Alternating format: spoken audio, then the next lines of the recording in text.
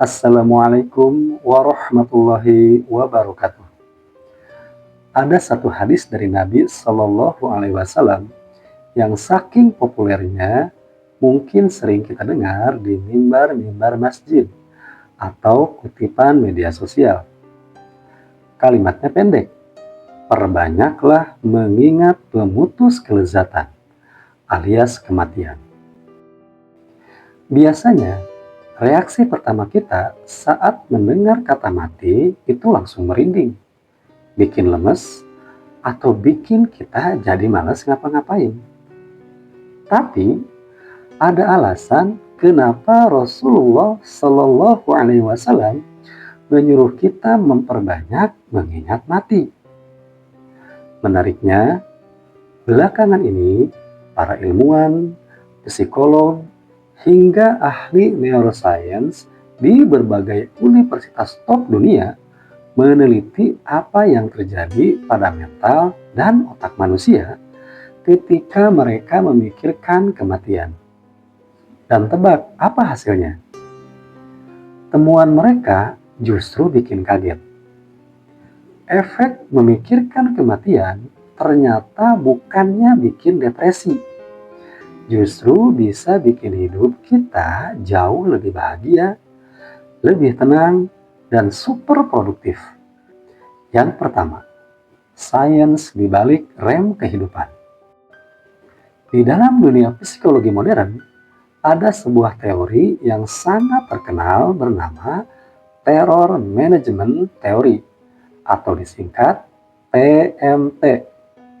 Teori ini mempelajari bagaimana cara manusia mengelola ketakutan terbesar dalam hidup mereka, yaitu kematian. Para peneliti mencoba mengkondisikan sekelompok orang untuk mengingat kematian dengan cara yang sehat, bukan fobia atau ketakutan yang berlebih. Otak manusia ternyata langsung mengaktifkan sebuah mekanisme pertahanan diri yang luar biasa. Otak kita akan langsung melakukan fungsi penyaringan otomatis. Otak akan mulai memilah mana nih urusan yang benar-benar penting dan mana urusan yang gak penting buat hidup. Mari kita jujur pada diri sendiri. Sehari-hari, energi kita habis buat apa sih? Mikirin omongan tetangga, stres karena jumlah likes di medsos sedikit, atau pusing mikirin gengsi karena pengen beli barang yang sebenarnya nggak kita butuhin, cuman buat pamer ke orang yang nggak kita sukai. Kita kejebak dalam lingkaran setan yang melelahkan. Nah, disinilah hadis tadi sebagai sebuah rem darurat. Ketika Rasulullah Shallallahu Alaihi Wasallam menyebut kematian sebagai pemutus kelezatan, sains melihatnya sebagai alat untuk memutuskan ilusi duniawi yang berlebihan. Begitu kita ingat kalau semua ini hanya panggung sandiwara yang bakal selesai, otak kita langsung meriset cara pandang kita. Kita jadi sadar, ngapain ya kemarin stres gara-gara urusan sepele? Toh nanti kalau mati, masalah ini gak bakal dibawa. Hasil riset TMT membuktikan bahwa orang yang punya kesadaran sehat tentang kematian justru hidupnya jauh lebih menghargai setiap detik yang mereka punya. Mereka jadi lebih selektif memilih masalah mana yang layak dipikirkan. Hidup jadi terasa lebih lambat, lebih dinikmati, dan gak gerasa kerusuk dikejar ambisi yang gak ada ujungnya. Yang kedua, kenapa mengingat mati malah bikin kita jadi orang baik? Justru kalau kita mikirin mati terus, ntar kita malah jadi pasif dong.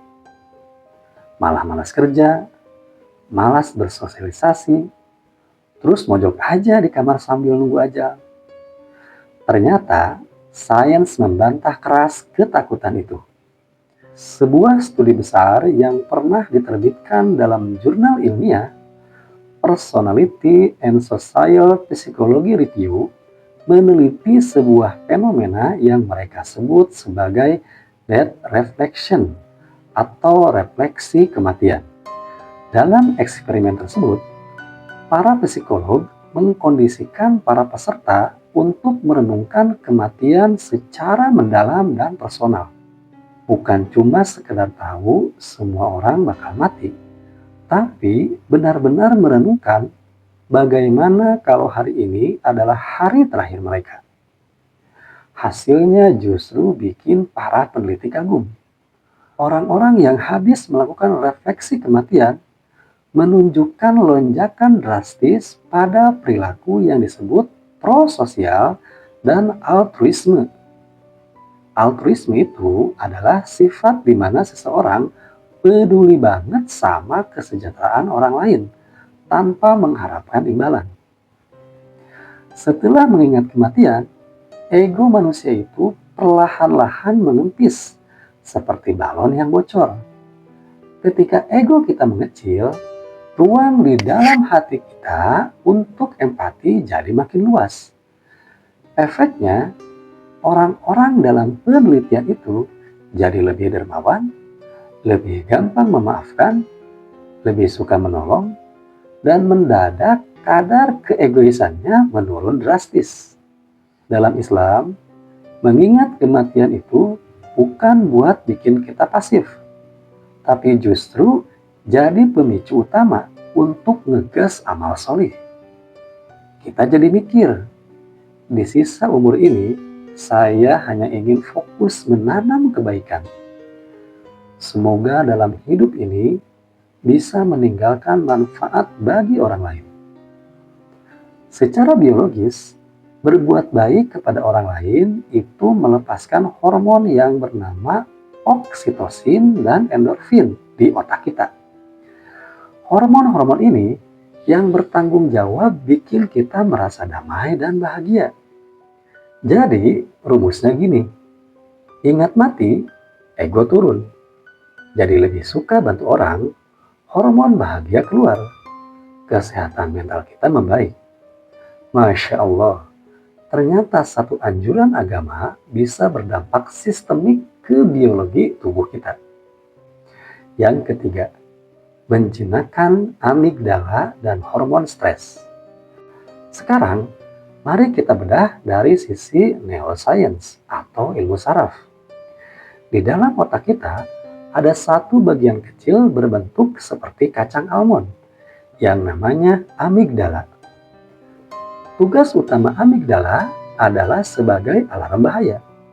Dialah yang bertanggung jawab memicu rasa cemas, panik, dan stres saat kita menghadapi masalah. Di zaman modern seperti sekarang, amigdala kita ini sering salah deteksi. Harusnya dia cuma aktif kalau kita dikejar hewan buas. Tapi sekarang, cuma gara-gara urusan kerjaan yang numpuk, target bulanan yang belum tercapai, atau dapat komentar pedas di media sosial, amigdala kita langsung menyala hebat.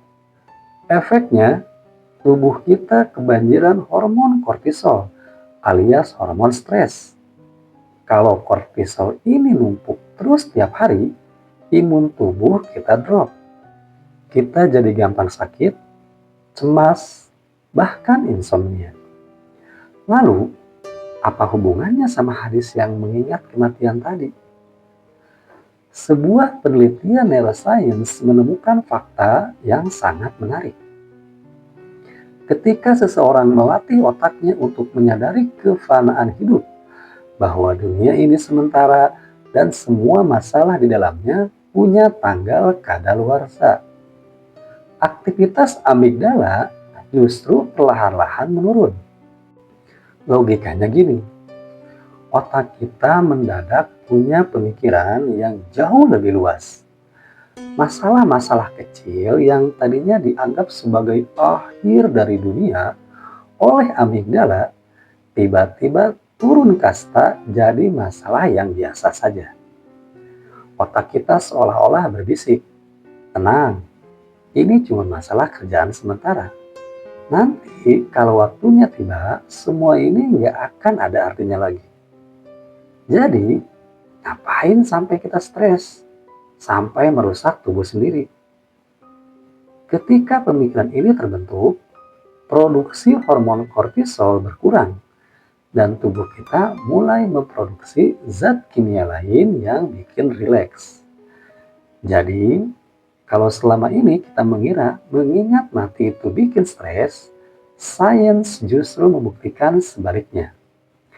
Itu adalah cara terbaik untuk menjinakkan stres dan menenangkan badai di dalam kepala kita. Keempat, efek rasa syukur.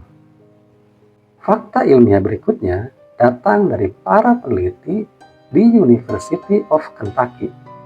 Mereka melakukan eksperimen untuk melihat bagaimana pikiran bawah sadar manusia bekerja ketika dihadapkan pada konsep kematian. Hasilnya mengejutkan. Memikirkan kematian secara tidak langsung justru memicu otak untuk lebih aktif mencari pikiran-pikiran yang positif dan menyenangkan. Fenomena ini sering disebut sebagai bagian dari sistem imun psikologis manusia. Mari kita analogikan dengan hal sederhana yang biasa kita alami.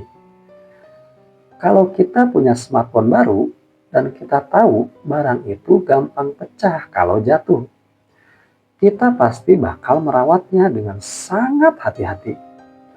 Kita pasang casing terbaik, kita taruh pelan-pelan, dan kita sangat menghargai setiap momen saat memakainya. Berbeda ceritanya kalau kita punya barang yang kita pikir nggak bisa rusak atau jumlahnya tak terbatas. Kita bakal meremehkannya, membuangnya sembarangan, dan nggak ngerasa barang itu spesial lagi. Hidup manusia juga persis seperti itu. Banyak dari kita yang hidup seolah-olah kita bakal tinggal di dunia ini selamanya. Kita bangun pagi, berangkat kerja, pulang, main HP, tidur, begitu terus berulang-ulang sampai jadi rutinitas yang hambar. Kita lupa menikmati momen. Kita lupa berterima kasih atas udara yang masih bisa kita hirup gratis. Saat kita tahu bahwa pelukan hangat dari orang tua kita suatu hari nanti akan hilang, kita nggak akan menyia-nyiakan waktu saat sedang bersama mereka. Saat kita tahu bahwa kesehatan yang kita miliki hari ini bisa diambil kapan saja, kita jadi lebih bersyukur saat bisa makan dengan nikmat tanpa rasa sakit. Mengetahui bahwa waktu kita terbatas adalah satu-satunya cara agar kita bisa benar-benar menghargai kehidupan. Tanpa kesadaran akan adanya akhir, hidup ini nggak akan punya nilai. Dari semua penjelasan tadi, kita akhirnya bisa paham satu hal.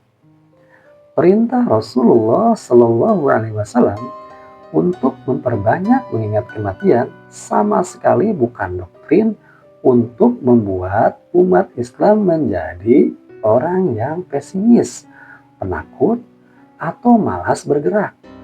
Justru sebaliknya, anjuran ini adalah sebuah teknologi mental tingkat tinggi yang disiapkan untuk kita. Ternyata, rahasia untuk bisa hidup dengan sangat baik dan bahagia adalah dengan berani melihat akhir dari kehidupan itu sendiri dengan cara yang bijak. Terima kasih sudah menonton video ini sampai selesai. Semoga pembahasan kali ini bisa memberikan sudut pandang baru yang menyegarkan untuk hari-hari kita ke depan. Sampai jumpa di video penuh manfaat berikutnya.